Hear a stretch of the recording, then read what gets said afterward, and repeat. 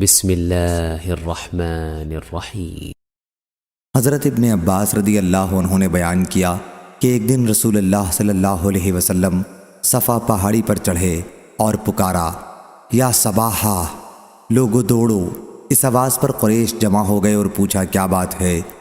حضرت صلی اللہ علیہ وسلم نے فرمایا، تمہاری کیا رائے ہے اگر میں تمہیں بتاؤں کہ دشمن صبح کے وقت یا شام کے وقت تم پر حملہ کرنے والا ہے تو کیا تم میری بات کی تصدیق نہیں کرو گے؟ انہوں نے کہا کہ ہم آپ کی تصدیق کریں گے۔ آپ صلی اللہ علیہ وسلم نے فرمایا کہ پھر میں تم کو سخت ترین عذاب دوزخ سے پہلے ڈرانے والا ہوں۔ ابو لہب مردود بولا، تو ہلاک ہو جا، کیا تم نے اسی لیے ہمیں بلایا تھا؟ اس پر اللہ پاک نے آیت تبت یدا ابی لہب وتب نازل فرمائی۔ صحیح بخاری حدیث نمبر 4801۔ ابو ذر رضی اللہ عنہ نے بیان کیا کہ آفتاب غروب ہونے کے وقت میں مسجد میں نبی کریم صلی اللہ علیہ وسلم کے ساتھ موجود تھا۔ حضرت صلی اللہ علیہ وسلم نے فرمایا، ابو ذر تمہیں معلوم ہے یہ آفتاب کہاں غروب ہوتا ہے؟ میں نے عرض کیا، اللہ اور اس کے رسول کو زیادہ علم ہے۔ آپ صلی اللہ علیہ وسلم نے فرمایا کہ یہ چلتا رہتا ہے یہاں تک کہ عرش کے نیچے سجدہ کرتا ہے، جیسا کہ ارشاد باری ہے کہ اور آفتاب اپنے ٹھکانے کی طرف چلتا رہتا ہے۔ یہ زبردست علم والے کا ٹھہرایا ہوا اندازہ ہے۔ صحیح بخاری حدیث نمبر 4802۔ عامش نے بیان کیا، ان سے ابراہیم تیمی نے، ان سے ان کے والد نے، اور ان سے حضرت ابو ذر رضی اللہ عنہ نے کہ میں نے رسول اللہ صلی اللہ علیہ وسلم سے اللہ تعالیٰ کے فرمان اور سورج اپنے ٹھکانے کی طرف چلتا رہتا ہے کے متعلق سوال کیا تو حضرت صلی اللہ علیہ وسلم نے فرمایا کہ اس کا ٹھکانہ عرش کے نیچے ہے۔ صحیح بخاری حدیث نمبر 4803۔ عبداللہ بن مسعود رضی اللہ عنہ نے بیان کیا کہ رسول کریم صلی اللہ علیہ وسلم نے فرمایا، کسی کے لیے مناسب نہیں کہ وہ یونس بن متی علیہ السلام سے بہتر ہونے کا دعویٰ کرے۔ صحیح بخاری حدیث نمبر 4804۔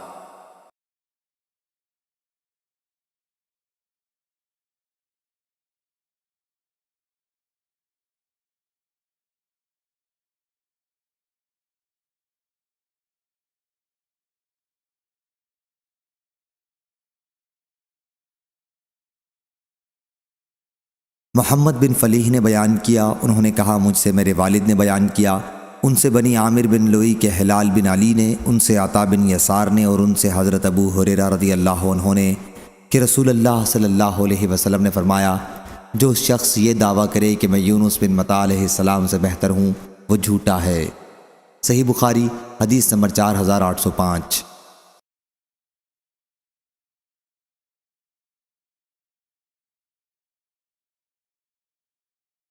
شعبہ نے بیان کیا، ان سے عوام بن حوشب نے کہ میں نے مجاہد سے سورہ صاد میں سجدے کے متعلق پوچھا تو انہوں نے کہا کہ یہ سوال حضرت ابن عباس رضی اللہ عنہ سے بھی کیا گیا تھا، تو انہوں نے اس آیت کی تلاوت کی، یہی وہ لوگ ہیں جنہیں اللہ نے ہدایت دی تھی، پس آپ بھی انہی کی ہدایت کی اتباع کریں۔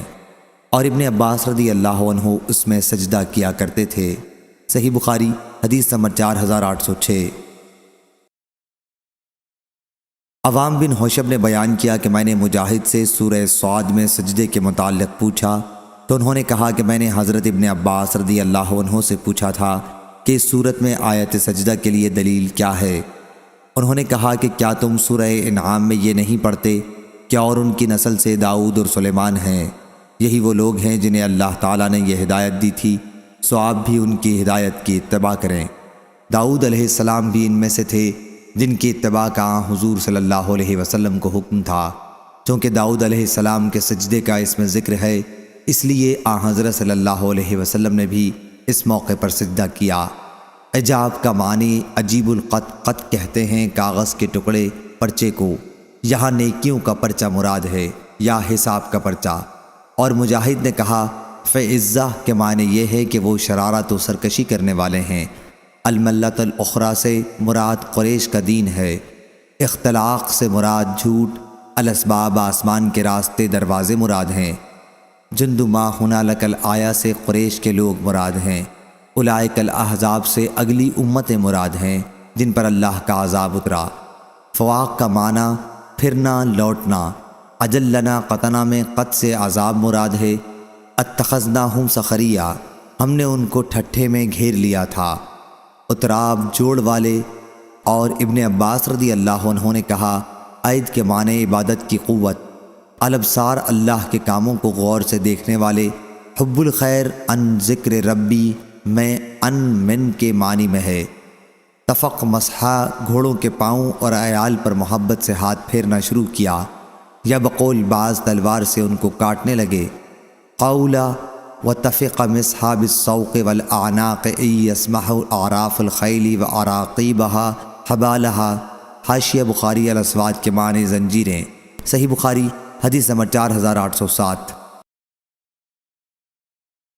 حضرت ابو ہریرہ رضی اللہ عنہ نے بیان کیا کہ رسول اللہ صلی اللہ علیہ وسلم نے فرمایا، گزشتہ رات ایک سرکش جن اچانک میرے پاس آیا، یا اسی طرح کا کلمہ آپ صلی اللہ علیہ وسلم نے فرمایا، تاکہ میری نماز خراب کرے، لیکن اللہ تعالیٰ نے مجھے اس پر قدرت دے دی، اور میں نے سوچا کہ اسے مسجد کے ستونوں سے باندھ دوں تاکہ صبح کے وقت تم سب لوگ بھی اسے دیکھ سکو۔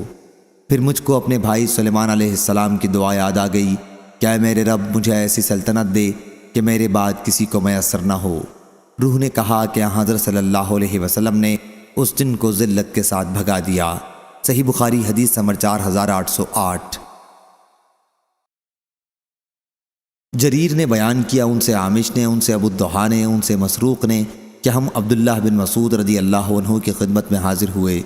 انہوں نے کہا، اے لوگو، جس شخص کو کسی چیز کا علم ہو تو وہ اسے بیان کرے، اگر علم نہ ہو تو کہے کہ اللہ ہی کو زیادہ علم ہے، کیونکہ یہ بھی علم ہی ہے کہ جو چیز نہ جانتا ہو اس کے متعلق کہہ دے کہ اللہ ہی زیادہ جاننے والا ہے۔ اللہ تعالیٰ نے اپنے نبی صلی اللہ علیہ وسلم سے بھی کہہ دیا تھا کہ آپ کہہ دیجئے کہ میں تم سے قرآن یا تبلیغ وحی پر کوئی اجرت نہیں چاہتا ہوں، اور نہ میں بناوٹ کرنے والا ہوں، اور میں دخان دھوئیں کے بارے میں بتاؤں گا جس کا ذکر قرآن میں آیا ہے۔ رسول اللہ صلی اللہ علیہ وسلم نے قریش کو اسلام کی دعوت دی تو انہوں نے تاخیر کی۔ حضرت صلی اللہ علیہ وسلم نے ان کے حق میں بد دعا کی، اے اللہ، ان پر یوسف علیہ السلام کے زمانے کسی قحط سالی کے ذریعے میری مدد کر۔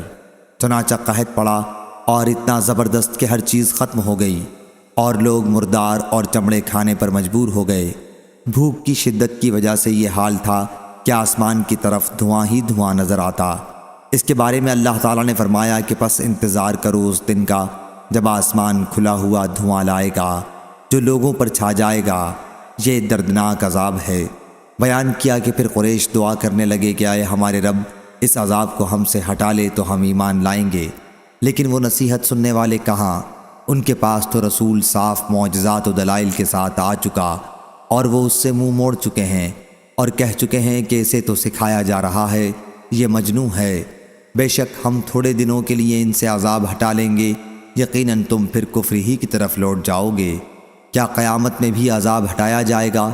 ابن مسعود رضی اللہ عنہ نے بیان کیا کہ پھر یہ عذاب تو ان سے دور کر دیا گیا، لیکن جب وہ دوبارہ کفر میں مبتلا ہو گئے تو جنگ بدر میں اللہ نے انہیں پکڑا۔ اللہ تعالیٰ کے اس ارشاد میں اسی طرف اشارہ ہے کہ جس دن ہم سخت پکڑ کریں گے، بلا شبہ ہم بدلہ لینے والے ہیں۔ صحیح بخاری حدیث نمبر 4809۔ سعید بن جبیر نے خبر دی اور انہیں حضرت ابن عباس رضی اللہ عنہ نے کہ مشرکین میں بعض نے قتل کا گناہ کیا تھا اور کثرت سے کیا تھا، اسی طرح زناکاری بھی کثرت سے کرتے رہے تھے۔ پھر وہ حضرت صلی اللہ علیہ وسلم کی خدمت میں آئے اور عرض کیا کہ آپ جو کچھ کہتے ہیں اور جس کی طرف دعوت دیتے ہیں، یعنی اسلام، یقیناً اچھی چیز ہے، لیکن ہمیں یہ بتائیے کہ اب تک ہم نے جو گناہ کیے ہیں وہ اسلام لانے سے معاف ہوں گے یا نہیں۔ اس پر یہ آیت نازل ہوئی، اور وہ لوگ جو اللہ کے سوا اور کسی دوسرے معبود کو نہیں پکارتے اور کسی بھی جان کو قتل نہیں کرتے جس کا قتل کرنا اللہ نے حرام کیا ہے، ہاں مگر حق کے ساتھ۔ اور یہ آیت نازل ہوئی، آپ کہہ دیں کہ اے میرے بندو جو اپنے نفسوں پر زیادتیاں کر چکے ہو، اللہ کی رحمت سے نا امید مت ہو، بے شک اللہ سارے گناہوں کو معاف کر دے گا، بے شک وہ بڑا ہی بخشنے والا نہایت ہی مہربان ہے۔ صحیح بخاری حدیث نمبر 4810۔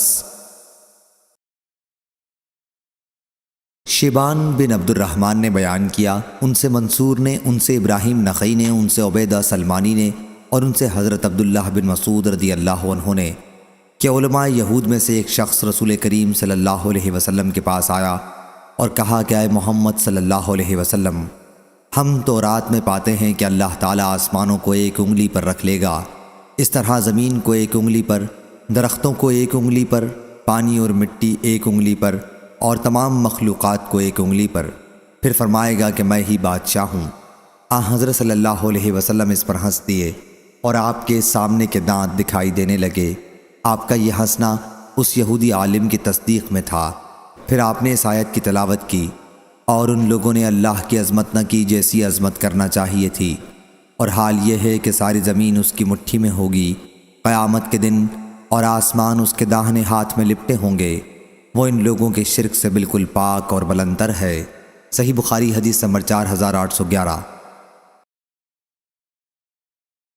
حضرت ابو ہریرہ رضی اللہ عنہ نے بیان کیا کہ میں نے رسول کریم صلی اللہ علیہ وسلم سے سنا، آپ فرما رہے تھے کہ قیامت کے دن اللہ ساری زمین کو اپنی مٹھی میں لے گا اور آسمان کو اپنے ہاتھ میں لپیٹ لے گا، پھر فرمائے گا آج حکومت صرف میری ہے، دنیا کے بادشاہ آج کہاں ہیں؟ صحیح بخاری حدیث نمبر 4812۔ عبد الرحیم نے خبر دی، انہیں زکریا بن ابی زائد نے، انہیں عامر نے، اور ان سے حضرت ابو ہریرہ رضی اللہ عنہ نے کہ نبی کریم صلی اللہ علیہ وسلم نے فرمایا، آخری مرتبہ سور پھونکے جانے کے بعد سب سے پہلے اپنا سر اٹھانے والا میں ہوں گا، لیکن اس وقت میں حضرت موسیٰ علیہ السلام کو دیکھوں گا کہ عرش کے ساتھ لپٹے ہوئے ہیں۔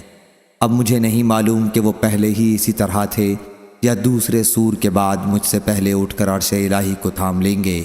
صحیح بخاری حدیث نمبر 4813۔ عامش نے بیان کیا، انہوں نے ابو صالح سے سنا اور انہوں نے ابو ہریرہ رضی اللہ عنہ سے سنا کہ نبی کریم صلی اللہ علیہ وسلم نے فرمایا، دونوں سوروں کے پھونکے جانے کا درمیانی عرصہ 40 ہے۔ حضرت ابو ہریرہ رضی اللہ عنہ کے شاگردوں نے پوچھا، کیا 40 دن مراد ہیں؟ انہوں نے کہا کہ مجھے معلوم نہیں۔ پھر انہوں نے پوچھا 40 سال؟ اس پر بھی انہوں نے انکار کیا۔ پھر انہوں نے پوچھا 40 مہینے؟ اس کے متعلق بھی انہوں نے کہا کہ مجھے کوئی خبر نہیں۔ اس کے متعلق بھی انہوں نے کہا کہ مجھ کو خبر نہیں، اور ہر چیز فنا ہو جائے گی سوا ریڑھ کی ہڈی کے کہ اسی سے ساری مخلوق دوبارہ بنائی جائے گی۔ صحیح بخاری حدیث نمبر 4814۔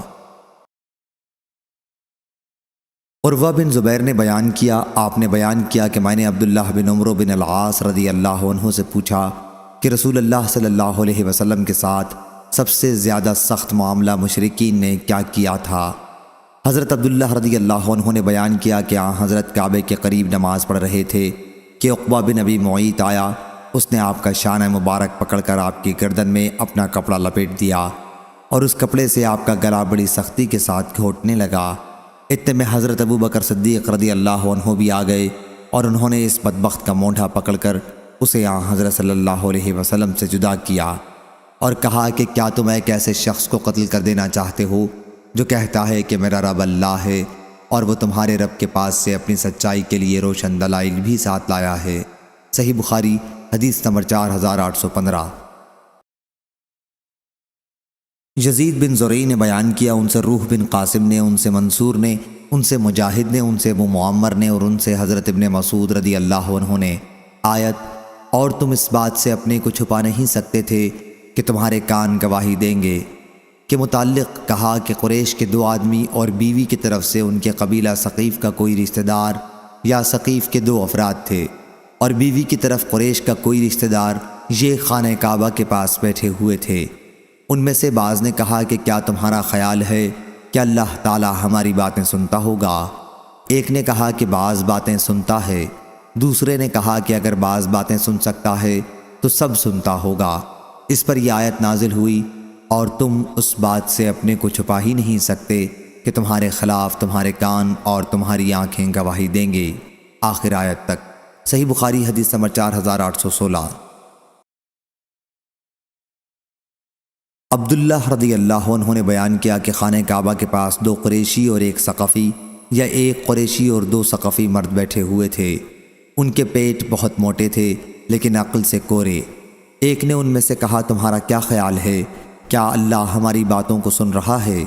دوسرے نے کہا اگر ہم زور سے بولیں تو سنتا ہے لیکن آہستہ بولیں تو نہیں سنتا۔ تیسرے نے کہا اگر اللہ زور سے بولنے پر سن سکتا ہے تو آہستہ بولنے پر بھی ضرور سنتا ہوگا۔ اس پر یہ آیت اتری، کیا اور تم اس بات سے اپنے کو چھپا ہی نہیں سکتے کہ تمہارے کان اور تمہاری آنکھیں ہی اور تمہارے چمڑے گواہی دیں گے، آخر آیت تک۔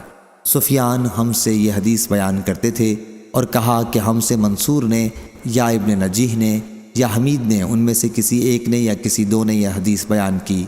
پھر آپ منصور ہی کا ذکر کرتے تھے اور دوسروں کا ذکر ایک سے زیادہ مرتبہ نہیں کیا۔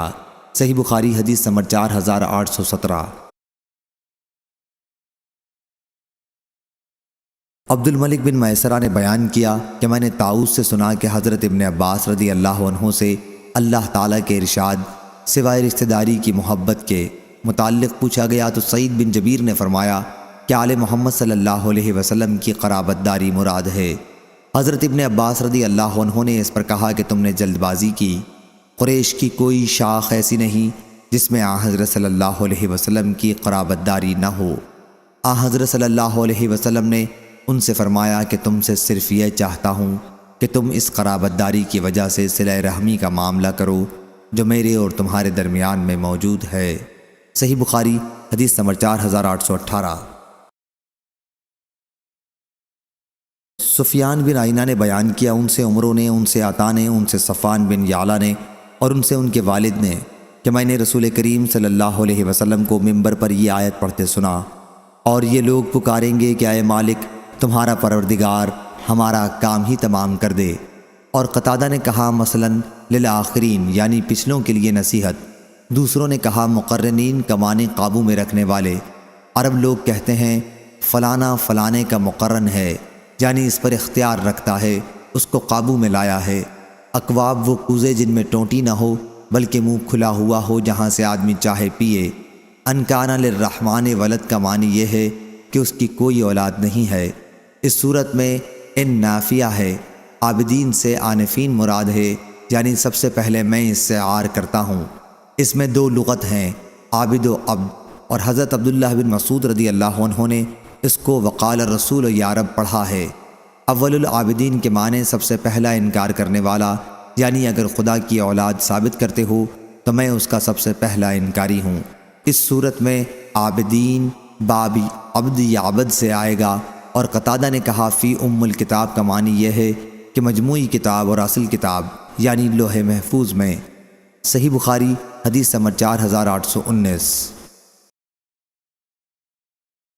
عبدان نے بیان کیا، ان سے ابو حمزہ نے، ان سے عامش نے، ان سے مسلم نے، ان سے مسروق نے اور ان سے عبداللہ بن مسعود رضی اللہ عنہ نے کہ قیامت کی 5 علامتیں گزر چکی ہیں، الدخان دھواں، الروم غلبہ روم، القمر چاند کا ٹکڑے ہونا، البطشہ پکڑ، اور اللزام ہلاکت اور قید۔ صحیح بخاری حدیث نمبر 4820۔ حضرت عبداللہ بن مسعود رضی اللہ عنہ نے بیان کیا کہ یہ قحط اس لیے پڑا تھا کہ قریش جب رسول اللہ صلی اللہ علیہ وسلم کی دعوت قبول کرنے کے بجائے شرک پر جمے رہے تو آپ نے ان کے لیے ایسے قحط کی بد دعا کی جیسا یوسف علیہ السلام کے زمانے میں پڑا تھا۔ چنانچہ قحط کی نوبت یہاں تک پہنچی کہ لوگ ہڈیاں تک کھانے لگے۔ لوگ آسمان کی طرف نظر اٹھاتے لیکن بھوک اور فاقے کی شدت کی وجہ سے دھوئیں کے سوا اور کچھ نظر نہ آتا۔ اسی کے متعلق اللہ تعالیٰ نے یہ آیت نازل کی، تو آپ انتظار کریں اس روز کا جب آسمان کی طرف سے نظر آنے والا دھواں پیدا ہو جو لوگوں پر چھا جائے، یہ ایک دردناک عذاب ہوگا۔ بیان کیا کہ پھر ایک صحابہ حضرت صلی اللہ علیہ وسلم کی خدمت میں حاضر ہوئے اور عرض کی، یا رسول اللہ صلی اللہ علیہ وسلم، قبیلہ مضر کے لیے بارش کی دعا کیجیے کہ وہ برباد ہو چکے ہیں۔ حضرت صلی اللہ علیہ وسلم نے فرمایا، مضر کے حق میں دعا کے لیے کہتے ہو، تم بڑے جری ہو۔ آخر حضرت صلی اللہ علیہ وسلم نے ان کے لیے دعا فرمائی اور بارش ہوئی۔ اس پر آیت انکم عائدون نازل ہوئی، یعنی اگرچہ تم نے ایمان کا وعدہ کیا ہے لیکن تم کفر کی طرف پھر لوٹ جاؤ گے۔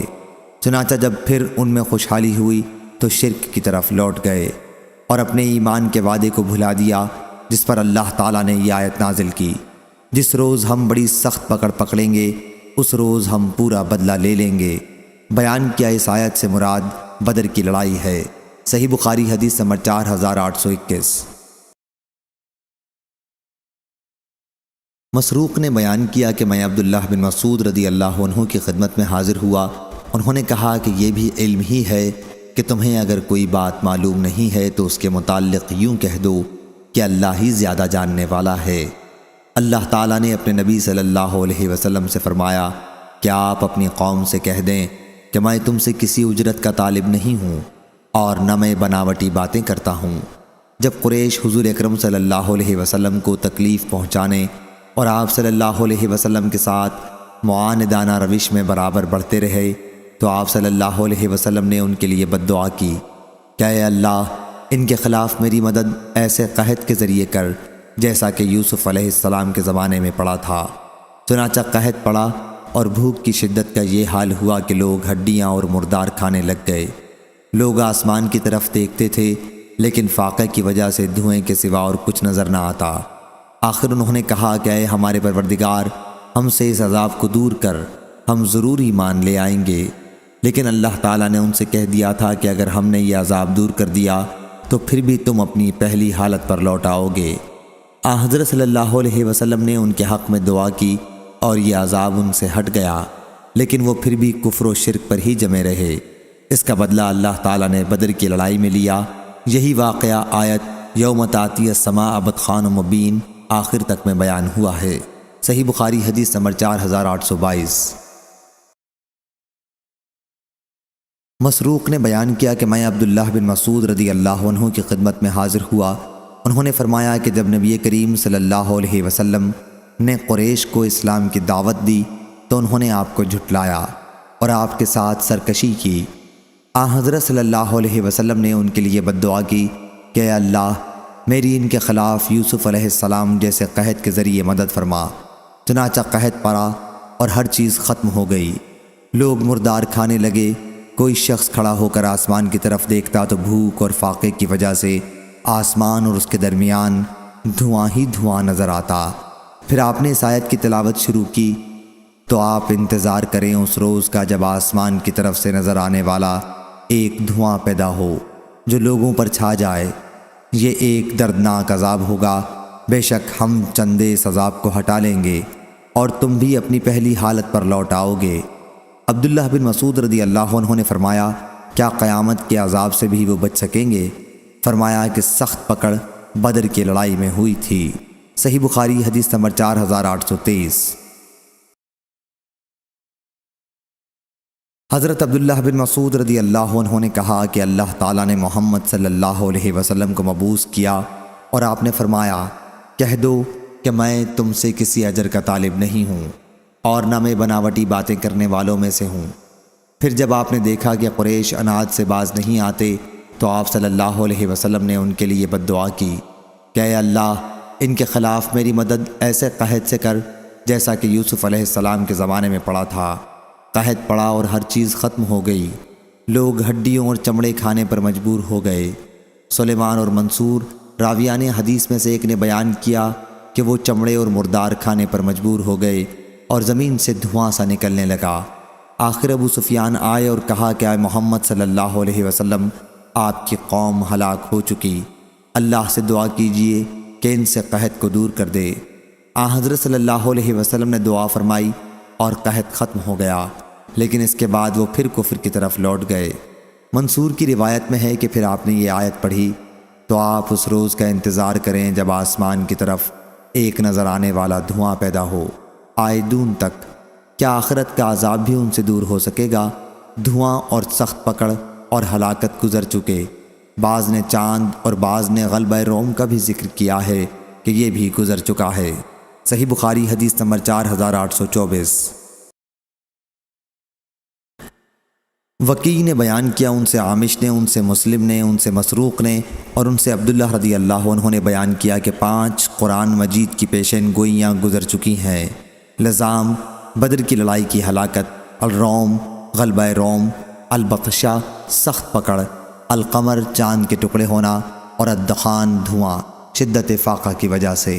صحیح بخاری حدیث نمبر 4825۔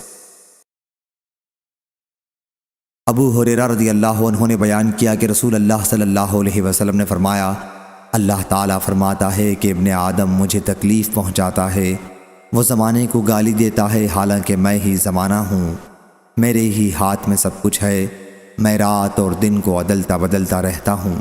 صحیح بخاری حدیث نمبر 4826۔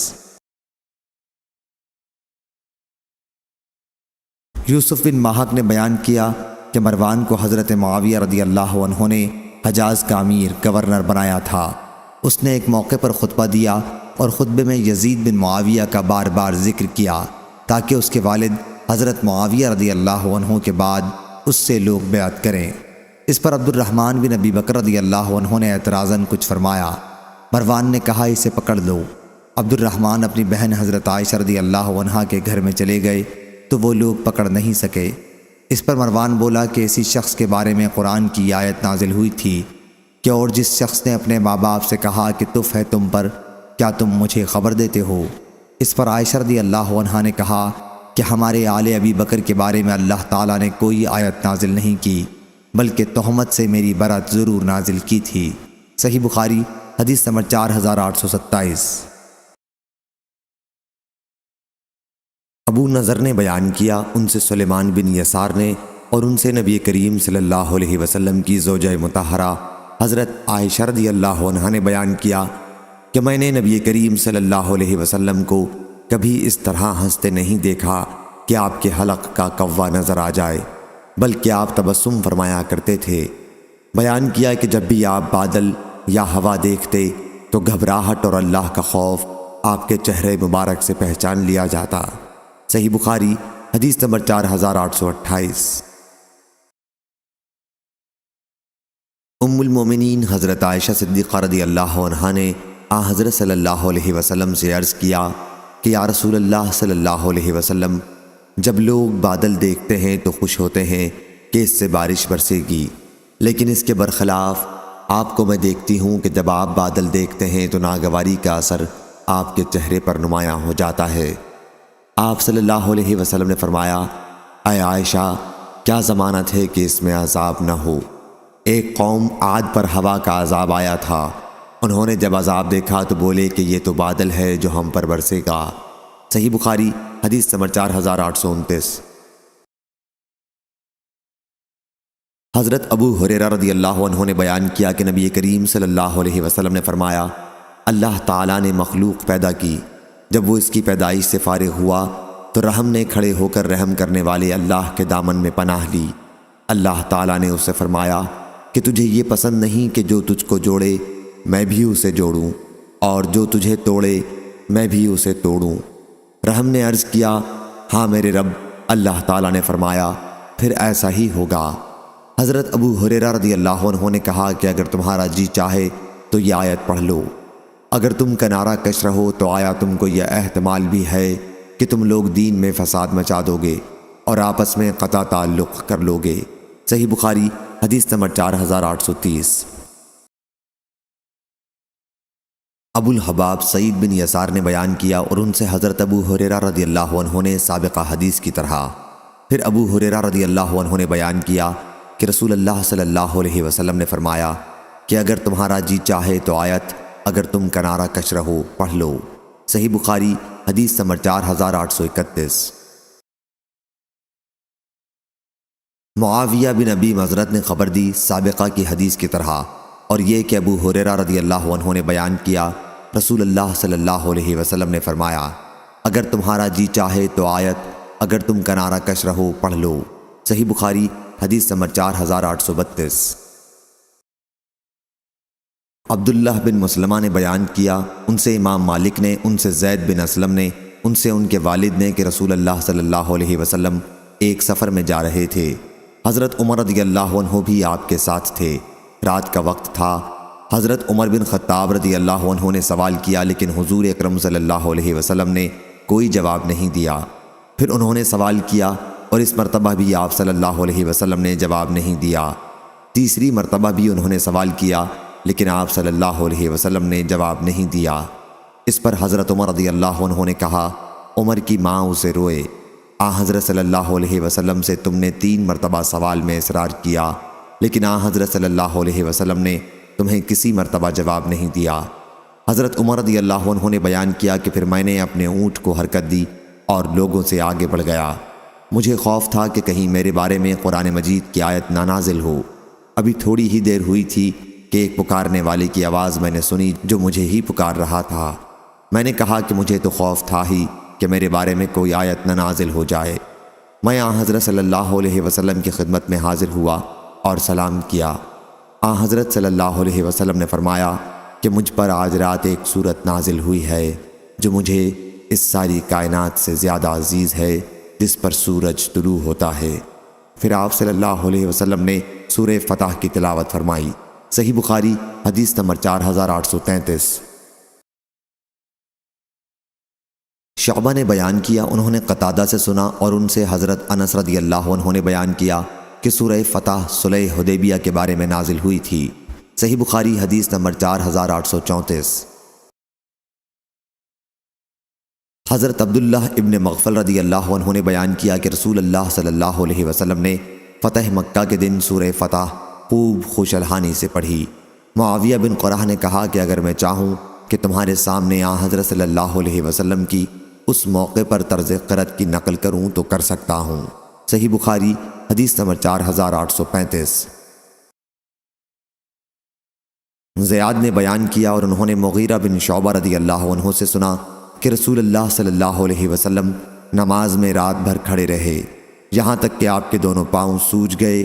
آپ صلی اللہ علیہ وسلم سے عرض کیا گیا کہ اللہ تعالیٰ نے تو آپ کی اگلی پچھلی تمام خطائیں معاف کر دی ہیں۔ حضرت صلی اللہ علیہ وسلم نے فرمایا کیا میں شکر گزار بندہ نہ بنوں؟ صحیح بخاری حدیث نمبر 4836۔ حیوہ نے خبر دی، انہیں ابو الاسود نے، انہوں نے عروہ سے سنا اور انہوں نے حضرت عائشہ رضی اللہ عنہا سے کہ نبی کریم صلی اللہ علیہ وسلم رات کی نماز میں اتنا طویل قیام کرتے کہ آپ کے قدم پھٹ جاتے۔ حضرت عائشہ رضی اللہ عنہا نے ایک مرتبہ عرض کیا کہ یا رسول اللہ صلی اللہ علیہ وسلم آپ اتنی زیادہ مشقت کیوں اٹھاتے ہیں؟ اللہ تعالیٰ نے تو آپ کی اگلی پچھلی خطائیں معاف کر دی ہیں۔ آپ نے فرمایا کیا پھر میں شکر گزار بندہ بننا پسند نہ کروں؟ عمر کے آخری حصے میں جب طویل قیام دشوار ہو گیا تو آپ بیٹھ کر رات کی نماز پڑھتے اور جب رکوع کا وقت آتا تو کھڑے ہو جاتے اور تقریباً 30 یا 40 آیتیں اور پڑھتے پھر رکوع کرتے۔ صحیح بخاری حدیث نمبر 4837۔ عبد العزیز بن ابی سلمہ رضی اللہ عنہ نے بیان کیا، ان سے ہلال بن ابی ہلال نے، ان سے عطا بن یسار نے اور ان سے عبداللہ بن عمرو بن عاص رضی اللہ عنہ نے کہ یہ آیت جو قرآن میں ہے، اے نبی بے شک ہم نے آپ کو گواہی دینے والا اور ڈرانے والا بنا کر بھیجا ہے۔ تو حضرت صلی اللہ علیہ وسلم کے متعلق یہی اللہ تعالیٰ نے توریت میں بھی فرمایا تھا، اے نبی بے شک ہم نے آپ کو گواہی دینے والا اور بشارت دینے والا اور ان پڑھوں عربوں کی حفاظت کرنے والا بنا کر بھیجا ہے۔ آپ میرے بندے ہیں اور میرے رسول ہیں، میں نے آپ کا نام متوکل رکھا۔ آپ نہ بدخو ہیں اور نہ سخت دل اور نہ بازاروں میں شور کرنے والے اور نہ وہ برائی کا بدلہ برائی سے دیں گے بلکہ معافی اور درگزر سے کام لیں گے، اور اللہ ان کی روح اس وقت تک قبض نہیں کرے گا جب تک کہ وہ کج قوم عربی کو سیدھا نہ کر لیں، یعنی جب تک وہ ان سے لا الہ الا اللہ کا اقرار نہ کرا لیں۔ بس اس کلمہ توحید کے ذریعے وہ اندھی آنکھوں کو اور بہرے کانوں کو اور پردہ پڑے ہوئے دلوں کو کھول دیں گے۔ صحیح بخاری حدیث نمبر 4838۔ حضرت برا رضی اللہ عنہ نے بیان کیا کہ نبی کریم صلی اللہ علیہ وسلم کے ایک صحابی حضرت اسید بن حضیر رضی اللہ عنہ رات میں سورہ کہف پڑھ رہے تھے۔ ان کا ایک گھوڑا جو گھر میں بندھا ہوا تھا بدکنے لگا، تو وہ صحابی نکلے، انہوں نے کوئی خاص چیز نہیں دیکھی، وہ گھوڑا پھر بھی بدک رہا تھا۔ صبح کے وقت وہ صحابی حضرت صلی اللہ علیہ وسلم کی خدمت میں حاضر ہوئے اور رات کا واقعہ بیان کیا۔ آپ نے فرمایا کہ وہ چیز جس سے گھوڑا بتکا تھا سکنیت تھی جو قرآن کی وجہ سے نازل ہوئی۔ صحیح بخاری حدیث نمبر 4839۔ حضرت جابر رضی اللہ عنہ نے بیان کیا کہ صلح حدیبیہ کے موقع پر لشکر میں ہم مسلمان 1400 تھے۔ صحیح بخاری حدیث نمبر 4840۔ قتادہ نے بیان کیا انہوں نے عقبہ بن صہبان سے سنا اور انہوں نے عبداللہ بن مغفل مزنی رضی اللہ عنہ سے انہوں نے کہا کہ میں درخت کے نیچے بیعت میں موجود تھا۔ رسول اللہ صلی اللہ علیہ وسلم نے 2 انگلیوں کے درمیان کنکری لے کر پھینکنے سے منع فرمایا۔ صحیح بخاری حدیث نمبر 4841۔ عقبہ بن صہبان سے بیان کیا کہ میں نے عبداللہ بن مغفل مزنی رضی اللہ عنہ سے غسل خانے میں پیشاب کرنے کے متعلق سنا، یعنی یہ کہ آپ نے اس سے منع فرمایا۔ صحیح بخاری حدیث نمبر 4842۔ محمد بن ولید نے بیان کیا، کہا ہم سے محمد بن جعفر نے بیان کیا، کہا ہم سے شعبہ نے بیان کیا، ان سے خالد نے، ان سے ابو قلابہ نے، اور ان سے ثابت بن دحاق رضی اللہ عنہ نے، اور وہ صلح حدیبیہ کے دن درخت کے نیچے بیعت کرنے والوں میں شامل تھے۔ صحیح بخاری حدیث نمبر 4843۔ احمد بن اسحاق سلمہ نے بیان کیا، کہا ہم سے یعلا نے، کہا ہم سے عبدالعزیز بن سیاح نے، ان سے حبیب بن ابی ثابت نے کہ میں ابو وائل رضی اللہ عنہ کی خدمت میں ایک مسئلہ پوچھنے کے لیے خوارج کے متعلق گیا۔ انہوں نے فرمایا کہ ہم مقام صفین میں پڑاؤ ڈالے ہوئے تھے جہاں علی اور معاویہ رضی اللہ عنہ کی جنگ ہوئی تھی۔ ایک شخص نے کہا کہ آپ کا کیا خیال ہے اگر کوئی شخص کتاب اللہ کی طرف صلح کے لیے بلائے؟ علی رضی اللہ عنہ نے فرمایا ٹھیک ہے، لیکن خوارج نے جو معاویہ رضی اللہ عنہ کے خلاف علی رضی اللہ عنہ کے ساتھ تھے اس کے خلاف آواز اٹھائی۔ اس پر سہل بن حنیف رضی اللہ عنہ نے فرمایا تم پہلے اپنا جائزہ لو، ہم لوگ حدیبیہ کے موقع پر موجود تھے، آپ کی مراد اس صلح سے تھی جو مقام حدیبیہ میں نبی کریم صلی اللہ علیہ وسلم اور مشرکین کے درمیان ہوئی تھی، اور جنگ کا موقع آتا تو ہم اس سے پیچھے ہٹنے والے نہیں تھے، لیکن صلح کی بات چلی تو ہم نے اس میں بھی صبر و ثبات کا دامن ہاتھ سے نہیں چھوڑا۔ اتنے میں عمر رضی اللہ عنہ حضور صلی اللہ علیہ وسلم کی خدمت میں حاضر ہوئے اور عرض کیا کیا ہم حق پر نہیں ہیں اور کیا کفار باطل پر نہیں ہیں؟ کیا ہمارے مقتولین جنت میں نہیں جائیں گے اور کیا ان کے مقتولین دوزخ میں نہیں جائیں گے؟ حضرت صلی اللہ علیہ وسلم نے فرمایا کہ کیوں نہیں؟ عمر رضی اللہ عنہ نے کہا پھر ہم اپنے دین کے بارے میں ذلت کا مظاہرہ کیوں کریں، یعنی دب کر صلح کیوں کریں اور کیوں واپس جائیں جبکہ اللہ تعالیٰ نے ہمیں اس کا حکم فرمایا ہے؟ حضور اکرم صلی اللہ علیہ وسلم نے فرمایا اے ابن خطاب، میں اللہ کا رسول ہوں اور اللہ تعالیٰ مجھے کبھی ضائع نہیں کرے گا۔ عمر رضی اللہ عنہ حضور صلی اللہ علیہ وسلم کے پاس سے واپس آ گئے، ان کو غصہ آ رہا تھا، صبر نہیں آیا، اور ابو بکر رضی اللہ عنہ کے پاس آئے اور کہا اے ابو بکر رضی اللہ عنہ، کیا ہم حق پر اور وہ باطل پر نہیں ہیں؟ ابو بکر رضی اللہ عنہ نے بھی وہی جواب دیا، کیا ابن خطاب، حضور اکرم صلی اللہ علیہ وسلم اللہ کے رسول ہیں اور اللہ انہیں ہرگز ضائع نہیں کرے گا۔ پھر سورۃ الفتح نازل ہوئی۔ صحیح بخاری حدیث نمبر 4844۔ ابن ابی ملیکہ نے بیان کیا کہ قریب تھا کہ وہ سب سے بہتر افراد تباہ ہو جائیں، یعنی ابو بکر اور عمر رضی اللہ عنہ۔ ان دونوں حضرات نے نبی کریم صلی اللہ علیہ وسلم کے سامنے اپنی آواز بلند کر دی تھی۔ یہ اس وقت کا واقعہ ہے جب بنی تمیم کے سوار آئے تھے اور حضرت صلی اللہ علیہ وسلم سے انہوں نے درخواست کی کہ ہمارا کوئی امیر بنا دیں۔ ان میں سے ایک عمر رضی اللہ عنہ نے بنی مجاشے کے اقرا بن حابس رضی اللہ عنہ کے انتخاب کے لیے کہا تھا، اور دوسرے ابو بکر رضی اللہ عنہ نے ایک دوسرے کا نام پیش کیا تھا۔ نافع نے کہا کہ ان کا نام مجھے یاد نہیں۔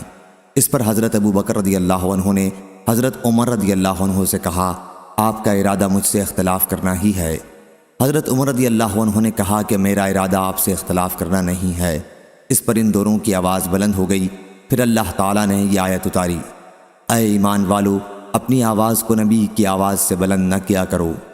حضرت عبداللہ بن زبیر رضی اللہ عنہ نے بیان کیا کہ اس آیت کے نازل ہونے کے بعد حضرت عمر رضی اللہ عنہ نبی کریم صلی اللہ علیہ وسلم کے سامنے اتنی آہستہ آہستہ بات کرتے کہ آپ صاف سن بھی نہ سکتے تھے اور دوبارہ پوچھنا پڑتا تھا۔ انہوں نے اپنے نانا یعنی حضرت ابو بکر رضی اللہ عنہ کے متعلق اس سلسلے میں کوئی چیز بیان نہیں کی۔ صحیح بخاری حدیث نمبر 4845۔ موسیٰ بن انس نے خبر دی اور انہیں حضرت انس بن مالک رضی اللہ عنہ نے کہ نبی کریم صلی اللہ علیہ وسلم نے حضرت ثابت بن قیس رضی اللہ عنہ کو نہیں پایا۔ ایک صحابی رضی اللہ عنہ نے عرض کیا، یا رسول اللہ صلی اللہ علیہ وسلم، میں آپ کے لیے ان کی خبر لاتا ہوں۔ پھر وہ ثابت بن قیس رضی اللہ عنہ کے یہاں آئے، دیکھا کہ وہ گھر میں سر جھکائے بیٹھے ہیں، پوچھا کیا حال ہے؟ کہا کہ برا حال ہے کہ نبی کریم صلی اللہ علیہ وسلم کی آواز کے مقابلے میں بلند آواز سے بولا کرتا تھا۔ اب سارے نیک عمل اکارت ہوئے اور اہل دوزخ میں قرار دے دیا گیا ہوں۔ وہ نبی کریم صلی اللہ علیہ وسلم کی خدمت میں حاضر ہوئے اور انہوں نے جو کچھ کہا تھا اس کی اطلاع آپ صلی اللہ علیہ وسلم کو دی۔ حضرت موسیٰ بن انس نے بیان کیا کہ وہ شخص اب دوبارہ ان کے لیے ایک عظیم بشارت لے کر ان کے پاس آئے۔ حضور صلی اللہ علیہ وسلم نے فرمایا تھا کہ ان کے پاس جاؤ اور کہو کہ تم اہل دوزخ میں سے نہیں ہو بلکہ تم اہل جنت میں سے ہو۔ صحیح بخاری حدیث نمبر 4846۔ حضرت عبداللہ بن زبیر رضی اللہ عنہ نے خبر دی کہ قبیلہ بنی تمیم کے سواروں کا وفد نبی کریم صلی اللہ علیہ وسلم کی خدمت میں آیا۔ حضرت ابو بکر رضی اللہ عنہ نے کہا کہ ان کا امیر آپ قعقاع بن معبد کو بنا دیں، اور حضرت عمر رضی اللہ عنہ نے کہا بلکہ اقرع بن حابس کو امیر بنائیں۔ حضرت ابو بکر رضی اللہ عنہ نے اس پر کہا کہ مقصد تو صرف میری مخالفت ہی کرنا ہے۔ حضرت عمر رضی اللہ عنہ نے کہا میں نے آپ کے خلاف کرنے کی غرض سے یہ نہیں کہا ہے۔ اس پر دونوں میں بحث چلی گئی اور آواز بھی بلند ہو گئی۔ اسی کے متعلق یہ آیت نازل ہوئی کہ اے ایمان والو، تم اللہ اور اس کے رسول سے پہلے کسی کام میں جلدی مت کیا کرو، آخر آیت تک۔ صحیح بخاری حدیث نمبر 4847۔ شعبہ نے بیان کیا ان سے قتادہ نے اور ان سے حضرت انس رضی اللہ عنہ نے کہ نبی کریم صلی اللہ علیہ وسلم نے فرمایا، جہنم میں دوزخیوں کو ڈالا جائے گا اور وہ کہے گی کہ کچھ اور بھی ہے، یہاں تک کہ اللہ رب العزت اپنا قدم اس پر رکھے گا اور وہ کہے گی کہ بس بس۔ صحیح بخاری حدیث نمبر 4848۔ ابو سفیان حمیری سعید بن یحییٰ بن مہدی نے بیان کیا، ان سے عوف نے، ان سے محمد نے اور ان سے حضرت ابو ہریرہ رضی اللہ عنہ نے نبی کریم صلی اللہ علیہ وسلم کے حوالے سے۔ ابو سفیان حمیری اکثر اس حدیث کو حضرت صلی اللہ علیہ وسلم سے موقوفاً ذکر کرتے تھے کہ جہنم سے پوچھا جائے گا تو بھر بھی گئی؟ وہ کہے گی کہ کچھ اور بھی ہے۔ پھر اللہ تبارک و تعالی اپنا قدم اس پر رکھے گا اور کہے گی کہ بس بس۔ صحیح بخاری حدیث نمبر 4849۔ حضرت ابو ہریرہ رضی اللہ عنہ نے بیان کیا کہ نبی کریم صلی اللہ علیہ وسلم نے فرمایا، جنت اور دوزخ نے بحث کی۔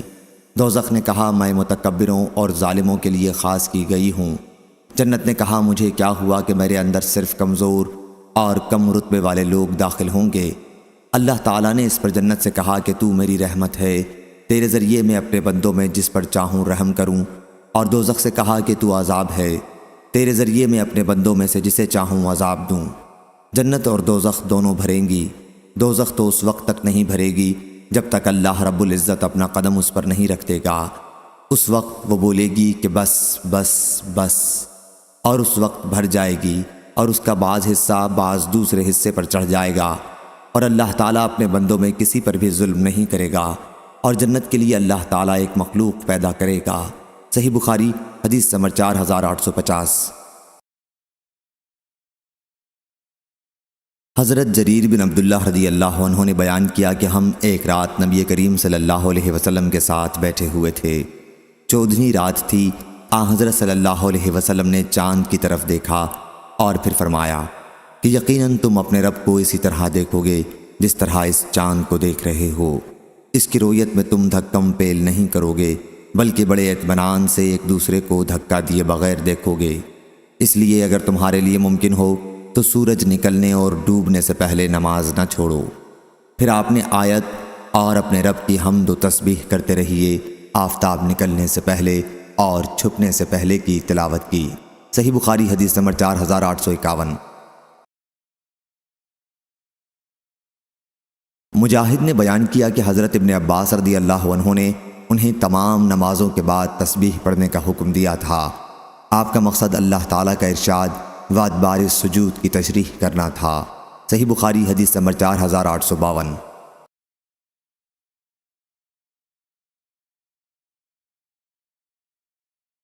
امام مالک نے خبر دی، انہیں محمد بن عبد الرحمن بن نوفل نے انہیں عروہ نے، انہیں زینب بنت ابی سلمہ نے اور ان سے ام المومنین حضرت ام سلمہ رضی اللہ عنہا نے بیان کیا کہ حج کے موقع پر میں نے رسول اللہ صلی اللہ علیہ وسلم سے کہا کہ میں بیمار ہوں۔ آپ نے فرمایا کہ پھر سواری پر بیٹھ کر لوگوں کے پیچھے سے طواف کرے۔ چنانچہ میں نے طواف کیا اور حضرت صلی اللہ علیہ وسلم اس وقت خانہ کعبہ کے پہلو میں نماز پڑھتے ہوئے سورہ والطور و کتاب مسطور کی تلاوت کر رہے تھے۔ صحیح بخاری حدیث نمبر 4853۔ حضرت جبیر بن مطعم رضی اللہ عنہ نے بیان کیا کہ میں نے نبی کریم صلی اللہ علیہ وسلم سے سنا، آپ مغرب کی نماز میں سورہ والطور پڑھ رہے تھے۔ جب آپ اس آیت پر پہنچے، کیا یہ لوگ بغیر کسی کے پیدا کیے پیدا ہو گئے، یا یہ خود اپنے خالق ہیں، یا انہوں نے آسمان اور زمین کو پیدا کر لیا ہے؟ اصل یہ ہے کہ ان میں یقین ہی نہیں۔ کیا ان لوگوں کے پاس آپ کے پروردگار کے خزانے ہیں، یا یہ لوگ حاکم ہیں؟ تو میرا دل اڑنے لگا۔ حضرت سفیان نے بیان کیا، لیکن میں نے ظاہری سے سنا ہے۔ وہ محمد بن جبیر بن مطعم سے روایت کرتے تھے، ان سے ان کے والد حضرت جبیر بن مطعم رضی اللہ عنہ نے بیان کیا کہ میں نے نبی کریم صلی اللہ علیہ وسلم کو مغرب میں سورہ والطور پڑھتے سنا۔ سفیان نے کہا کہ میرے ساتھیوں نے اس کے بعد جو اضافہ کیا ہے وہ میں نے ظاہری سے نہیں سنا۔ صحیح بخاری حدیث نمبر 4854۔ مسروق نے بیان کیا کہ میں نے حضرت عائشہ رضی اللہ عنہا سے پوچھا، اے ایمان والوں کی ماں، کیا حضرت محمد صلی اللہ علیہ وسلم نے معراج کی رات میں اپنے رب کو دیکھا تھا؟ حضرت عائشہ رضی اللہ عنہا نے کہا، تم نے ایسی بات کہی کہ میرے رونگٹے کھڑے ہو گئے۔ کیا تم ان 3 باتوں سے بھی ناواقف ہو؟ جو شخص بھی تم میں سے یہ 3 باتیں بیان کرے وہ جھوٹا ہے۔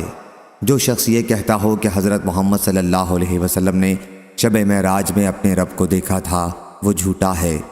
پھر انہوں نے آیت لا تدرکہ الابصار سے لے کر من ورائی حجاب تک کی تلاوت کی اور کہا کہ کسی انسان کے لیے ممکن نہیں کہ اللہ سے بات کرے سوائے اس کے کہ وحی کے ذریعے ہو یا پھر پردے کے پیچھے ہو، اور جو شخص تم سے کہے کہ حضرت صلی اللہ علیہ وسلم آنے والے کل کی بات جانتے تھے وہ بھی جھوٹا ہے۔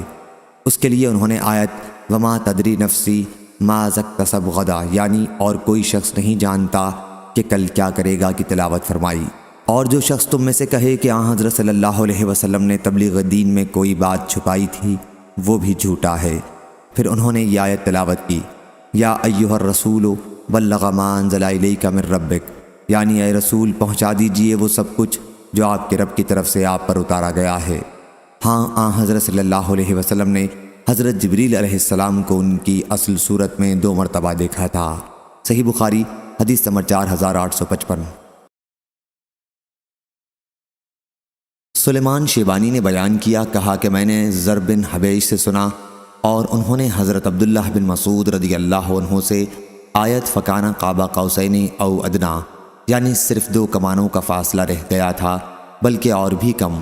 پھر اللہ نے اپنے بندے پر وحی نازل کی، جو کچھ بھی نازل کیا کے متعلق بیان کیا کہ ہم سے حضرت عبداللہ بن مسعود رضی اللہ عنہ نے بیان کیا کہ رسول اللہ صلی اللہ علیہ وسلم نے حضرت جبریل علیہ السلام کو ان کی اصل صورت میں دیکھا تھا، ان کے 600 پر تھے۔ صحیح بخاری حدیث نمبر 4856۔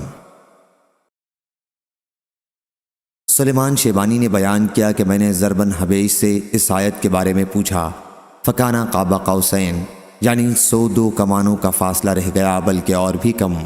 پھر اللہ نے اپنے بندے پر وحی نازل کی، جو کچھ بھی نازل کیا، تو انہوں نے بیان کیا کہ ہمیں حضرت عبداللہ بن مسعود رضی اللہ عنہ نے خبر دی کہ حضرت محمد صلی اللہ علیہ وسلم نے حضرت جبریل علیہ السلام کو دیکھا جن کے 600 پر تھے۔ صحیح بخاری حدیث نمبر 4857۔ سفیان زہری نے بیان کیا، ان سے عامش نے، ان سے ابراہیم نخعی نے، ان سے علقمہ نے اور ان سے حضرت عبداللہ بن مسعود رضی اللہ عنہ نے آیت لقد رأى من آیات ربہ الکبریٰ، یعنی آپ نے اپنے رب کی عظیم نشانیاں دیکھیں کے متعلق بتلایا کہ حضور اکرم صلی اللہ علیہ وسلم نے رف سبز فرش کو دیکھا جس نے آسمان کے کناروں کو ڈھانپ لیا تھا۔ صحیح بخاری حدیث نمبر 4858۔ ابو جوزہ نے بیان کیا اور ان سے حضرت ابن عباس رضی اللہ عنہ نے لات اور عزا کے حال میں کہا کہ لات ایک شخص کو کہتے ہیں جو حاجیوں کے لیے ستو گھولتا تھا۔ صحیح بخاری حدیث نمبر 4859۔ حضرت ابو ہریرہ رضی اللہ عنہ نے بیان کیا کہ رسول اللہ صلی اللہ علیہ وسلم نے فرمایا، جو شخص قسم کھائے اور کہے کہ قسم ہے لات اور عزیٰ کی، تو اسے تجدید ایمان کے لیے کہنا چاہیے لا الہ الا اللہ، اور جو شخص اپنے ساتھی سے یہ کہے کہ آؤ جوا کھیلیں تو اسے صدقہ دینا چاہیے۔ صحیح بخاری حدیث نمبر 4860۔ سفیان بن عیینہ نے بیان کیا کہ میں نے عروہ سے سنا، انہوں نے بیان کیا کہ میں نے حضرت عائشہ رضی اللہ عنہا سے پوچھا تو انہوں نے کہا کہ کچھ لوگ منات بت کے نام پر احرام باندھتے جو مقام مشلل میں تھا، وہ صفا اور مروہ کے درمیان حج و عمرہ میں سعی نہیں کرتے تھے۔ اس پر اللہ تعالیٰ نے آیت نازل کی، بے شک صفا اور مروہ اللہ کی نشانیوں میں سے ہیں، چنانچہ رسول کریم صلی اللہ علیہ وسلم نے ان کے درمیان طواف کیا اور مسلمانوں نے بھی طواف کیا۔ سفیان نے کہا کہ منات مقام قدید پر مشلل میں تھا، اور عبد الرحمن بن خالد نے بیان کیا کہ ان سے ابن شہاب نے، ان سے عروہ نے بیان کیا اور ان سے حضرت عائشہ رضی اللہ عنہا نے کہا کہ یہ آیت انصار کے بارے میں نازل ہوئی تھی۔ اسلام سے پہلے انصار اور قبیلہ غسان کے لوگ منات کے نام پر احرام باندھتے تھے، پہلی حدیث کی طرح۔ اور معمر نے زہری سے بیان کیا، ان سے عروہ نے، ان سے حضرت عائشہ رضی اللہ عنہا نے، کہ قبیلہ انصار کے کچھ لوگ منات کے نام کا احرام باندھتے تھے۔ منات ایک بت تھا جو مکہ اور مدینہ کے درمیان رکھا ہوا تھا۔ اسلام لانے کے بعد ان لوگوں نے کہا کہ یا رسول اللہ صلی اللہ علیہ وسلم، ہم منات کی تعظیم کے لیے صفا اور مروہ کے درمیان سعی نہیں کیا کرتے تھے۔ صحیح بخاری حدیث نمبر 4861۔ حضرت ابن عباس رضی اللہ عنہ نے بیان کیا کہ نبی کریم صلی اللہ علیہ وسلم نے سورہ والنجم میں سجدہ کیا، اور آپ کے ساتھ مسلمانوں نے اور تمام مشرکوں اور جنات و انسانوں نے بھی سجدہ کیا۔ عبد الوارث کے ساتھ اس حدیث کو ابراہیم بن طہمان نے بھی ایوب سے روایت کیا، اور اسماعیل بن علیہ نے اپنی روایت میں حضرت ابن عباس رضی اللہ عنہ کا ذکر نہیں کیا۔ صحیح بخاری حدیث نمبر 4862۔ عبداللہ بن مسعود رضی اللہ عنہ نے بیان کیا کہ سب سے پہلے نازل ہونے والی سجدے والی سورت سورہ نجم ہے۔ بیان کیا کہ پھر رسول اللہ صلی اللہ علیہ وسلم نے اس کی تلاوت کے بعد سجدہ کیا، اور جتنے لوگ آپ کے پیچھے تھے سبھی نے آپ کے ساتھ سجدہ کیا سوائے ایک شخص کے۔ میں نے دیکھا کہ اس نے اپنی ہتھیلی میں مٹی اٹھائی اور اس پر سجدہ کر لیا۔ بعد میں بدر کی لڑائی میں نے اسے دیکھا کہ کفر کی حالت میں وہ قتل کیا ہوا پڑا ہے۔ وہ شخص امیہ بن خلف تھا۔ صحیح بخاری حدیث نمبر 4863۔ حضرت عبداللہ بن مسعود رضی اللہ عنہ نے بیان کیا کہ رسول اللہ صلی اللہ علیہ وسلم کے زمانے میں چاند 2 ٹکڑے ہو گیا تھا، ایک ٹکڑا پہاڑ کے اوپر اور دوسرا اس کے پیچھے چلا گیا تھا۔ حضرت صلی اللہ علیہ وسلم نے اس موقع پر ہم سے فرمایا تھا کہ گواہ رہنا۔ صحیح بخاری حدیث نمبر 4864۔ عبداللہ رضی اللہ عنہ نے بیان کیا کہ چاند پھٹ گیا تھا، اور اس وقت ہم بھی نبی کریم صلی اللہ علیہ وسلم کے ساتھ تھے، چنانچہ اس کے 2 ٹکڑے ہو گئے۔ حضرت صلی اللہ علیہ وسلم نے ہم سے فرمایا کہ لوگوں گواہ رہنا، گواہ رہنا۔ صحیح بخاری حدیث نمبر 4865۔ عبید اللہ بن عبداللہ بن عتبہ بن مسعود نے بیان کیا، ان سے حضرت عبداللہ بن عباس رضی اللہ عنہ نے بیان کیا کہ نبی کریم صلی اللہ علیہ وسلم کے زمانے میں چاند پھٹ گیا تھا۔ صحیح بخاری حدیث نمبر 4866۔ حضرت انس رضی اللہ عنہ نے بیان کیا کہ مکے والوں نے نبی کریم صلی اللہ علیہ وسلم سے معجزہ دکھانے کو کہا، تو حضرت صلی اللہ علیہ وسلم نے انہیں چاند کے پھٹ جانے کا معجزہ دکھایا۔ صحیح بخاری حدیث نمبر 4867۔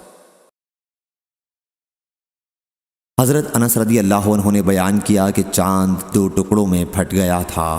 صحیح بخاری حدیث نمبر 4868۔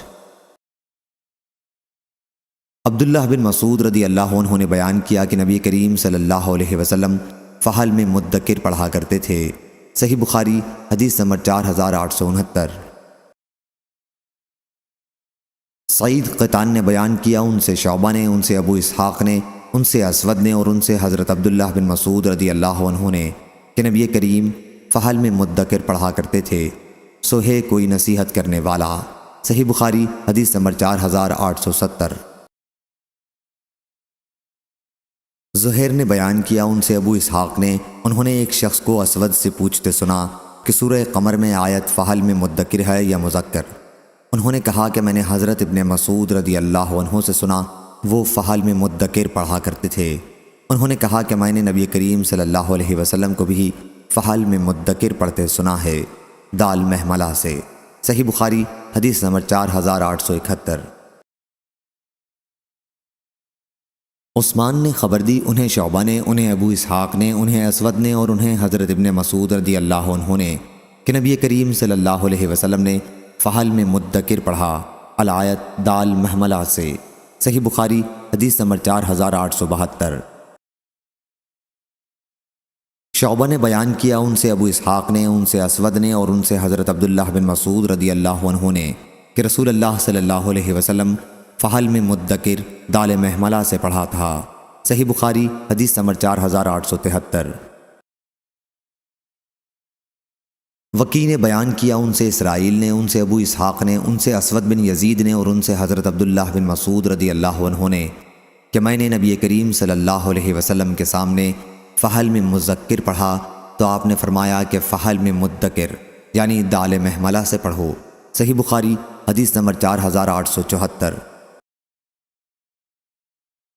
خالد حذا نے بیان کیا ان سے اکرمہ نے اور ان سے ابن عباس رضی اللہ عنہ نے دوسری سند، اور مجھ سے محمد بن یحییٰ ذہلی نے بیان کیا، کہا ہم سے عفان بن مسلم نے بیان کیا، ان سے وہیب نے کہا ہم سے خالد حذا نے بیان کیا، ان سے اکرمہ نے اور ان سے ابن عباس رضی اللہ عنہ نے کہ رسول اللہ صلی اللہ علیہ وسلم جب کہ آپ بدر کی لڑائی کے ایک دن ایک خیمے میں تھے اور یہ دعا کر رہے تھے کہ اے اللہ میں تجھے تیرا عہد اور وعدہ نصرت یاد دلاتا ہوں، اے اللہ تیری مرضی ہے، اگر تو چاہے ان تھوڑے سے مسلمانوں کو بھی ہلاک کر دے، پھر آج کے بعد تیری عبادت باقی نہیں رہے گی۔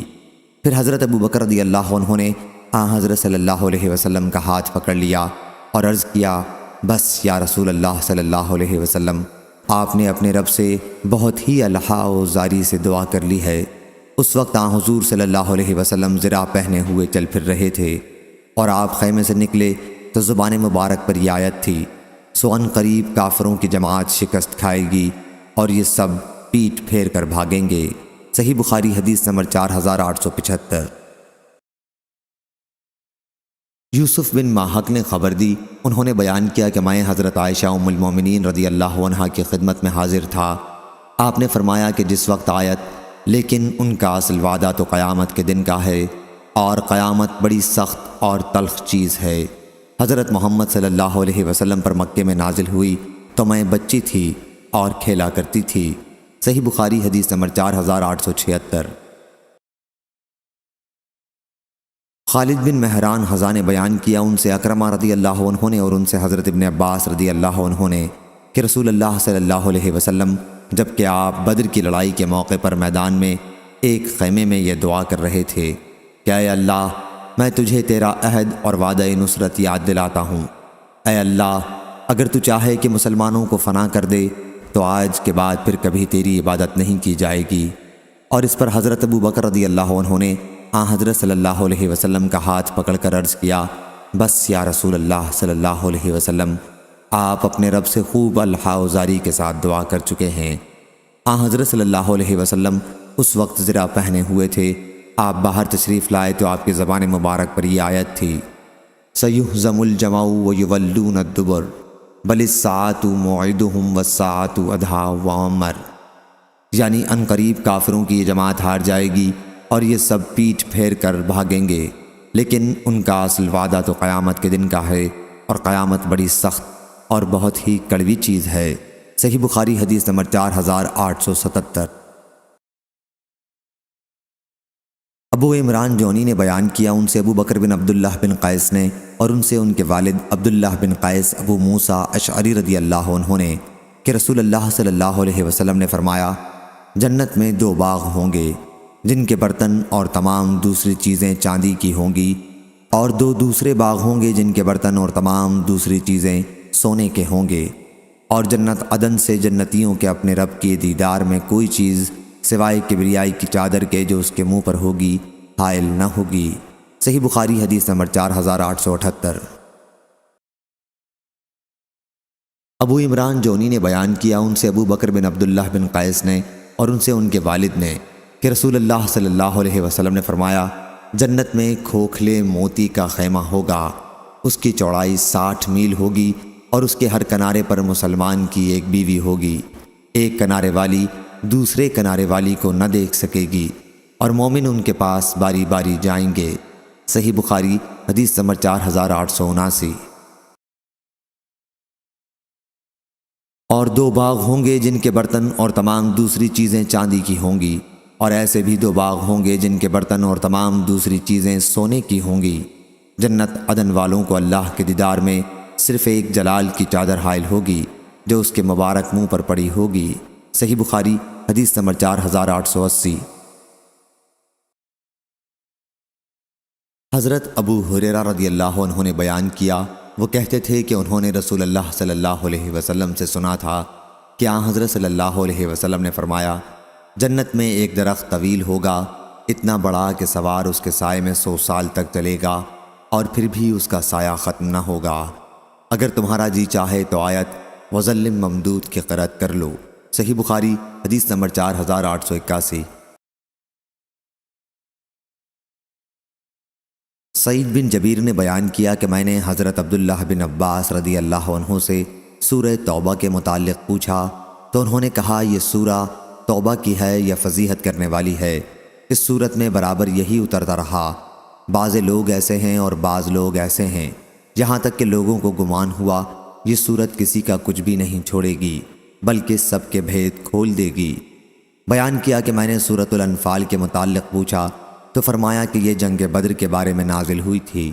بیان کیا کہ میں نے سورہ حشر کے متعلق پوچھا تو فرمایا کہ قبیلہ بنو نذیر کے یہود کے بارے میں نازل ہوئی تھی۔ صحیح بخاری حدیث نمبر 4882۔ سعید بن جبیر نے بیان کیا کہ میں نے حضرت ابن عباس رضی اللہ عنہ سے سورۃ حشر کے متعلق پوچھا تو انہوں نے کہا بلکہ اسے سورہ نذیر کہو۔ صحیح بخاری حدیث نمبر 4883۔ عبداللہ بن عمر رضی اللہ عنہ نے بیان کیا کہ رسول اللہ صلی اللہ علیہ وسلم نے بنو نذیر کے کھجوروں کے درخت جلا دیے تھے اور انہیں کاٹ ڈالا تھا۔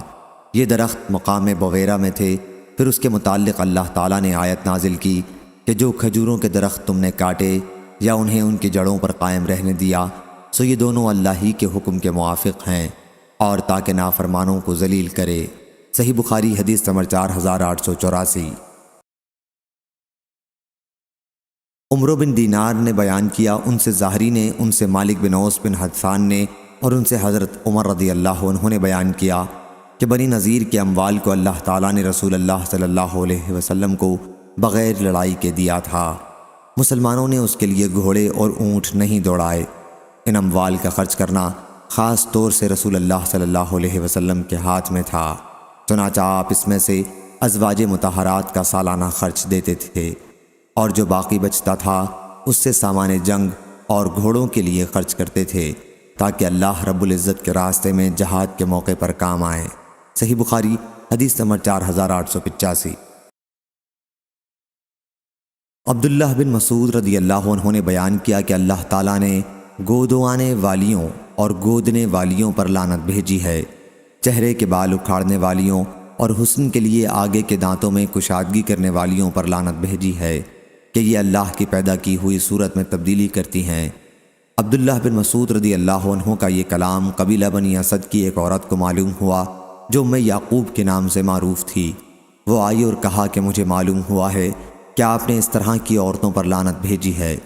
عبداللہ بن مسعود رضی اللہ عنہ نے کہا، آخر کیوں نہ میں انہیں لعنت کروں جنہیں رسول اللہ صلی اللہ علیہ وسلم نے لعنت کی ہے اور جو کتاب اللہ کے حکم کے مطابق ملعون ہے۔ اس عورت نے کہا کہ قرآن مجید تو میں نے بھی پڑھا ہے، لیکن آپ جو کچھ کہتے ہیں میں نے تو اس میں کہیں یہ بات نہیں دیکھی۔ انہوں نے کہا کہ اگر تم نے بغور پڑھا ہوتا تو تمہیں ضرور مل جاتا۔ کیا تم نے یہ آیت نہیں پڑھی کہ رسول صلی اللہ علیہ وسلم تمہیں جو کچھ دیں لے لیا کرو اور جس سے تمہیں روک دیں رک جایا کرو؟ اس نے کہا کہ پڑھی ہے۔ عبداللہ بن مسعود رضی اللہ عنہ نے کہا کہ پھر حضرت صلی اللہ علیہ وسلم نے ان چیزوں سے روکا ہے۔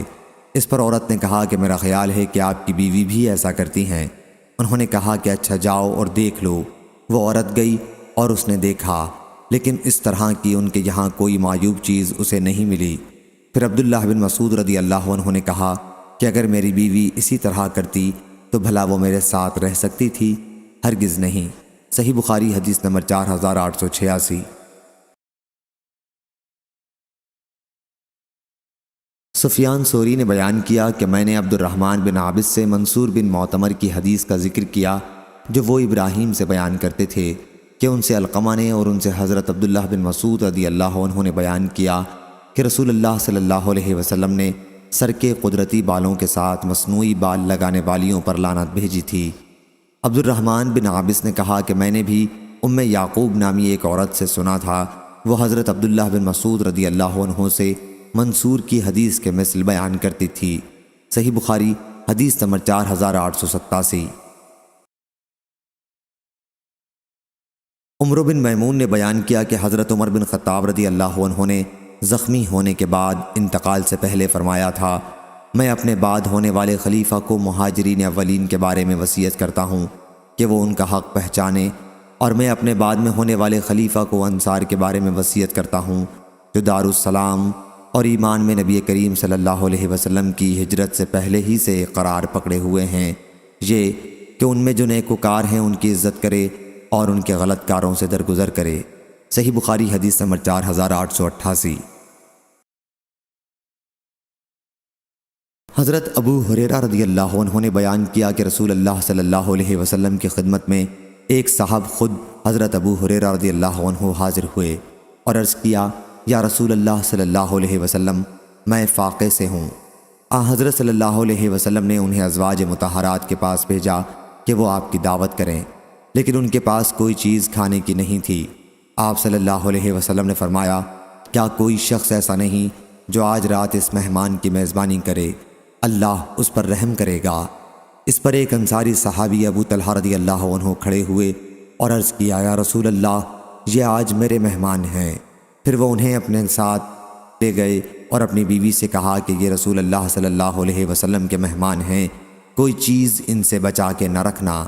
بیوی نے کہا کہ اللہ کی قسم، میرے پاس اس وقت بچوں کے کھانے کے سوا اور کوئی چیز نہیں ہے۔ انصاری صحابی نے کہا، اگر بچے کھانا مانگے تو انہیں سلا دو اور آؤ یہ چراغ بھی بجھا دو، آج رات ہم بھوکے ہی رہ لیں گے۔ بیوی نے ایسا ہی کیا۔ پھر وہ انصاری صحابی صبح کے وقت رسول اللہ صلی اللہ علیہ وسلم کی خدمت میں حاضر ہوئے تو حضرت صلی اللہ علیہ وسلم نے فرمایا کہ اللہ تعالیٰ نے فلاں انصاری صحابی اور ان کی بیوی کے عمل کو پسند فرمایا، یا آپ نے یہ فرمایا کہ اللہ تعالیٰ مسکرایا۔ پھر اللہ تعالیٰ نے یہ آیت نازل کی، وَيُؤْثِرُونَ عَلَىٰ أَنفُسِهِمْ وَلَوْ كَانَ بِهِمْ خَصَاصَةٌ، یعنی اور اپنے سے مقدم رکھتے ہیں اگرچہ خود فاقے میں ہی ہوں۔ صحیح بخاری حدیث نمبر 4889۔ حسن بن محمد بن علی نے بیان کیا، انہوں نے علی رضی اللہ عنہ کے کاتب عبید اللہ بن ابی رافع سے سنا، وہ بیان کرتے تھے کہ میں نے علی رضی اللہ عنہ سے سنا، انہوں نے کہا کہ رسول اللہ صلی اللہ علیہ وسلم نے مجھے حضرت زبیر اور مقداد رضی اللہ عنہ کو روانہ کیا، اور جب مقام خاخ کے باغ پر پہنچ جاؤ گے جو مکے اور مدینے کے درمیان تھا تو وہاں تمہیں ہودج میں ایک عورت ملے گی، اس کے ساتھ ایک خط ہوگا، وہ خط تم اس سے لے لینا۔ چنانچہ ہم روانہ ہوئے، ہمارے گھوڑے ہمیں تیز رفتاری کے ساتھ لے جا رہے تھے۔ آخر جب ہم اس باغ پر پہنچے تو واقعی وہاں ہم نے ہودج میں اس عورت کو پا لیا۔ ہم نے اس سے کہا کہ خط نکال، اس نے کہا میرے پاس کوئی خط نہیں ہے۔ ہم نے اس سے کہا کہ خط نکال دے ورنہ ہم تیرا سارا کپڑا اتار کر تلاشی لیں گے۔ آخر اس نے اپنی چوٹی سے خط نکالا، ہم لوگ وہ خط لے کر حضرت صلی اللہ علیہ وسلم کی خدمت میں حاضر ہوئے۔ اس خط میں لکھا ہوا تھا کہ حاتب بن ابی بلتع کی طرف سے مشرکین کے چند آدمیوں کی طرف جو مکے میں تھے۔ اس خط میں انہوں نے حضرت صلی اللہ علیہ وسلم کی تیاری کا ذکر لکھا تھا کہ حضرت صلی اللہ علیہ وسلم ایک بڑی فوج لے کر آتے ہیں، تم اپنا بچاؤ کر لو۔ حضور اکرم صلی اللہ علیہ وسلم نے دریافت فرمایا، حاتب یہ کیا ہے؟ انہوں نے عرض کیا، یا رسول اللہ صلی اللہ علیہ وسلم، میرے معاملے میں جلدی نہ فرمائیں، میں قریش کے ساتھ بطور حلیف زمانہ قیام مکہ میں رہا کرتا تھا، لیکن ان کے قبیلہ و خاندان سے میرا کوئی تعلق نہیں تھا۔ اس کے برخلاف آپ کے ساتھ جو دوسرے مہاجرین ہیں ان کی قریش میں رشتہ داریاں ہیں، اور ان کی رعایت سے قریش مکہ میں رہ جانے والے ان کے اہل و عیال اور مال کی حفاظت کرتے ہیں۔ میں نے چاہا کہ جب کہ ان سے میرا کوئی نسبی تعلق نہیں ہے تو اس موقع پر ان پر ایک احسان کر دوں اور اس کی وجہ سے وہ میرے رشتہ داروں کی مکے میں حفاظت کریں۔ یا رسول اللہ صلی اللہ علیہ وسلم، میں نے یہ عمل کفر یا اپنے دین سے پھر جانے کی وجہ سے نہیں کیا ہے۔ حضرت صلی اللہ علیہ وسلم نے فرمایا، یقیناً انہوں نے تم سے سچی بات کہہ دی ہے۔ عمر رضی اللہ عنہ بولے کہ یا رسول اللہ صلی اللہ علیہ وسلم، مجھے اجازت دیں میں اس کی گردن مار دوں۔ آپ صلی اللہ علیہ وسلم نے فرمایا، یہ بدر کی جنگ میں ہمارے ساتھ موجود تھے، تمہیں کیا معلوم؟ اللہ تعالیٰ بدر والوں کے تمام حالات سے واقف تھا اور اس کے باوجود ان کے متعلق فرما دیا کہ جو جی چاہے کرو، اور اس کے باوجود ان کے متعلق فرما دیا کہ جو جی چاہے کرو کہ میں نے تمہیں معاف کر دیا۔ عمرو بن دینار نے کہا کہ حاطب بن ابی بلتع رضی اللہ عنہ ہی کے بارے میں یہ آیت نازل ہوئی تھی، یا ایھا الذین آمنوا لا تتخذوا عدوی وعدوکم اولیاء، اے ایمان والو تم میرے دشمن اور اپنے دشمن کو دوست نہ بنا لینا۔ سفیان بن عیینہ نے کہا کہ مجھے اس کا علم نہیں کہ اس آیت کا ذکر حدیث میں داخل ہے یا یہ عمرو بن دینار کا قول ہے۔ ہم سے علی بن عبداللہ مدینی نے بیان کیا کہ سفیان بن عیینہ سے حاطب بن ابی بلتع رضی اللہ عنہ کے بارے میں پوچھا گیا کہ کیا آیت لا تتخذوا عدوی انہی کے بارے میں نازل ہوئی تھی؟ سفیان نے کہا کہ لوگوں کی روایت میں تو یوں ہی ہے، لیکن میں نے عمرو سے جو حدیث یاد کی اس میں سے ایک حرف بھی میں نے نہیں چھوڑا، اور میں نہیں سمجھتا کہ میرے سوا اور کسی نے اس حدیث کو عمرو سے خوب یاد رکھا ہو۔ صحیح بخاری حدیث نمبر 4890۔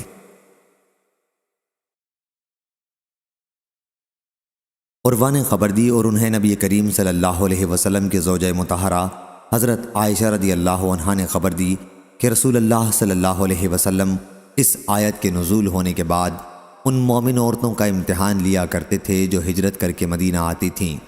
اللہ تعالیٰ نے ارشاد فرمایا تھا کہ یا ایھا النبی اذا جاءک المؤمنات، یعنی اے نبی کریم صلی اللہ علیہ وسلم جب آپ سے مسلمان عورتیں بیعت کرنے کے لیے آئیں، ارشاد غفور الرحیم تک۔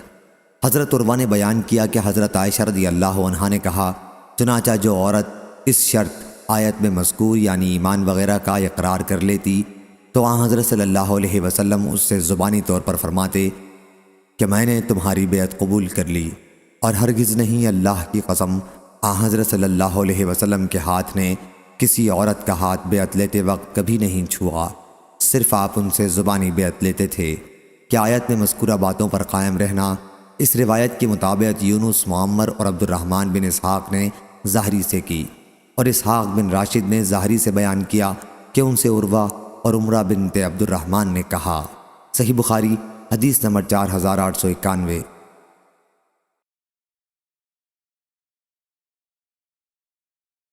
عطیہ رضی اللہ عنہا نے بیان کیا کہ ہم نے رسول اللہ صلی اللہ علیہ وسلم سے بیعت کی تو آپ نے ہمارے سامنے اس آیت کی تلاوت کی، اللہ یشرکن باللہ، اللہ کے ساتھ کسی کو شریک نہ کریں گی، اور ہمیں نوحہ یعنی میت پر زور زور سے رونا پیٹنا کرنے سے منع فرمایا۔ حضرت صلی اللہ علیہ وسلم کی اس ممانعت پر ایک عورت خود ام عطیہ رحمۃ اللہ علیہم نے اپنا ہاتھ کھینچ لیا اور عرض کیا کہ فلاں عورت نے نوحے میں میری مدد کی تھی، میں چاہتی ہوں کہ اس کا بدلہ چکاؤں۔ حضرت صلی اللہ علیہ وسلم نے اس کا کوئی جواب نہیں دیا، چنانچہ وہ گئیں اور پھر دوبارہ آ کر حضرت صلی اللہ علیہ وسلم سے بیعت کی۔ صحیح بخاری حدیث نمبر 4892۔ وہب بن جریر نے بیان کیا، کہا کہ ہم سے میرے والد نے بیان کیا، انہوں نے بیان کیا کہ میں نے زبیر سے سنا، انہوں نے اکرمہ سے، اور انہوں نے حضرت ابن عباس رضی اللہ عنہ سے اللہ تعالیٰ کے ارشاد وَلَا يَعْصِينَكَ فِي مَعْرُوفٍ، یعنی اور بھلی باتوں اور اچھے کاموں میں آپ کی نافرمانی نہ کریں گی کے بارے میں انہوں نے کہا کہ یہ بھی ایک شرط تھی جسے اللہ تعالیٰ نے حضرت صلی اللہ علیہ وسلم سے بیعت کے وقت عورتوں کے لیے ضروری قرار دیا تھا۔ صحیح بخاری حدیث نمبر 4893۔ ابو ادریس نے بیان کیا اور انہوں نے حضرت عبادہ بن صامت رضی اللہ عنہ سے سنا، انہوں نے بیان کیا کہ ہم نبی کریم صلی اللہ علیہ وسلم کی خدمت میں حاضر تھے۔ حضرت صلی اللہ علیہ وسلم نے فرمایا کہ تم مجھ سے اس بات پر بیعت کرو گے کہ اللہ تعالیٰ کے ساتھ شریک نہ ٹھہراؤ گے، اور نہ زنا کرو گے، اور نہ چوری کرو گے، آپ نے سورہ نساء کی آیتیں پڑھیں۔ سفیان نے اس حدیث میں اکثر یوں کہا کہ آپ نے یہ آیت پڑھی، پھر تم میں سے جو شخص اس شرط کو پورا کرے گا تو اس کا اجر اللہ پر ہے، اور جو کوئی ان میں سے کسی شرط کے خلاف ورزی کر بیٹھا اور اس پر اسے سزا بھی مل گئی تو سزا اس کے لیے کفارہ بن جائے گی۔ لیکن کسی نے اپنے کسی عہد کے خلاف کیا اور اللہ نے اسے چھپا لیا تو وہ اللہ کے حوالے ہے، اللہ چاہے تو اسے اس پر عذاب دے اور اگر چاہے معاف کر دے۔ سفیان کے ساتھ اس حدیث کو عبدالرزاق نے بھی معمر سے روایت کیا، انہوں نے ظاہری سے اور یوں ہی کہا، آیت پڑھی۔ صحیح بخاری حدیث نمبر 4894۔ ابن عباس رضی اللہ عنہ نے بیان کیا کہ میں نے رسول اللہ صلی اللہ علیہ وسلم اور ابو بکر اور عمر اور عثمان رضی اللہ عنہم کے ساتھ عید الفطر کی نماز پڑھی ہے۔ ان تمام بزرگوں نے نماز خطبے سے پہلے پڑھی تھی اور خطبہ بعد میں دیا تھا۔ ایک مرتبہ خطبے سے فارغ ہونے کے بعد نبی کریم صلی اللہ علیہ وسلم اترے، گویا اب بھی میں حضرت صلی اللہ علیہ وسلم کو دیکھ رہا ہوں جب آپ لوگوں کو اپنے ہاتھ کے اشارے سے بٹھا رہے تھے۔ پھر آپ صف چیرتے ہوئے آگے بڑھے اور عورتوں کے پاس تشریف لائے۔ بلال رضی اللہ عنہ آپ کے ساتھ تھے۔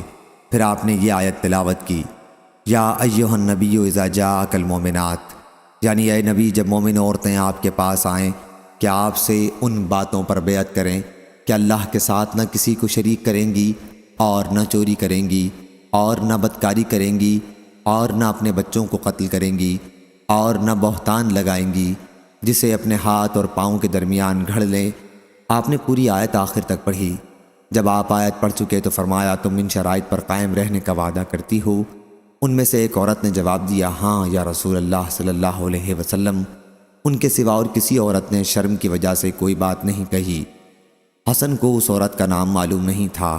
بیان کیا کہ پھر عورتوں نے صدقہ دینا شروع کیا اور بلال رضی اللہ عنہ نے اپنا کپڑا پھیلا لیا۔ عورتیں بلال رضی اللہ عنہ کے کپڑے میں چھلے اور انگوٹھیاں ڈالنے لگیں۔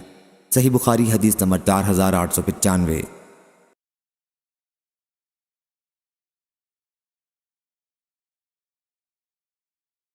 جبیر بن مطعم رضی اللہ عنہ نے بیان کیا کہ میں نے رسول اللہ صلی اللہ علیہ وسلم سے سنا، آپ فرما رہے تھے کہ میرے کئی نام ہیں، میں محمد ہوں، میں احمد ہوں، میں ماہی ہوں کہ جس کے ذریعے اللہ تعالیٰ کفر کو مٹا دے گا، میں حاشر ہوں کہ اللہ تعالیٰ سب کو حشر میں میرے بعد جمع کرے گا، اور میں عاقب ہوں۔ صحیح بخاری حدیث نمبر 4896۔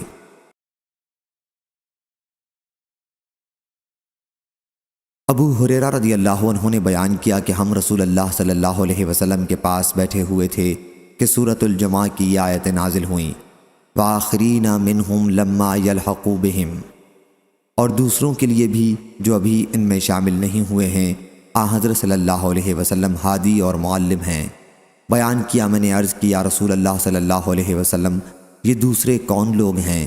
حضرت صلی اللہ علیہ وسلم نے کوئی جواب نہیں دیا۔ آخر یہی سوال 3 مرتبہ کیا۔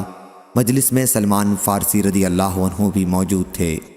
حضرت صلی اللہ علیہ وسلم نے ان پر ہاتھ رکھ کر فرمایا، اگر ایمان سریہ پر بھی ہوگا تب بھی ان لوگوں یعنی فارس والوں میں سے اس تک پہنچ جائیں گے، یا یوں فرمایا کہ ایک آدمی ان لوگوں میں سے اس تک پہنچ جائے گا۔ صحیح بخاری حدیث نمبر 4897۔ عبدالعزیز نے بیان کیا، انہیں سور نے اور ان سے ابو الغیث نے، انہیں حضرت ابو ہریرہ رضی اللہ عنہ نے، اور انہیں نبی کریم صلی اللہ علیہ وسلم نے، کہ ان کی قوم کے کچھ لوگ اسے پالیں گے۔ صحیح بخاری حدیث نمبر 4898۔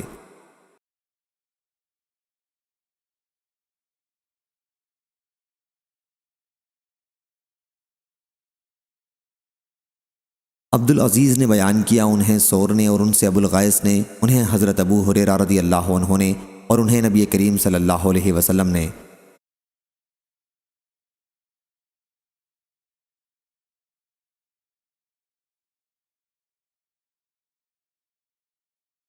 زید بن ارقم رضی اللہ عنہ نے بیان کیا کہ میں ایک غزوہ تبوک میں تھا اور میں نے منافقوں کے سردار عبداللہ بن ابی کو یہ کہتے سنا کہ جو لوگ مہاجرین رسول کے پاس جمع ہیں ان پر خرچ نہ کرو تاکہ وہ خود ہی رسول اللہ صلی اللہ علیہ وسلم سے جدا ہو جائیں۔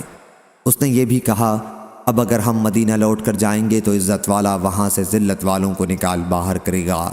میں نے اس کا ذکر اپنے چچا سعد بن عبادہ انصاری رضی اللہ عنہ سے کیا یا حضرت عمر رضی اللہ عنہ سے اس کا ذکر کیا، راوی کو شک تھا۔ انہوں نے اس کا ذکر نبی کریم صلی اللہ علیہ وسلم سے کیا۔ حضرت صلی اللہ علیہ وسلم نے مجھے بلایا، میں نے تمام باتیں آپ کو سنا دیں۔ حضرت صلی اللہ علیہ وسلم نے عبداللہ بن ابی اور اس کے ساتھیوں کو بلا بھیجا۔ انہوں نے قسم کھا لی، کہا کہ انہوں نے اس طرح کی کوئی بات نہیں کہی تھی۔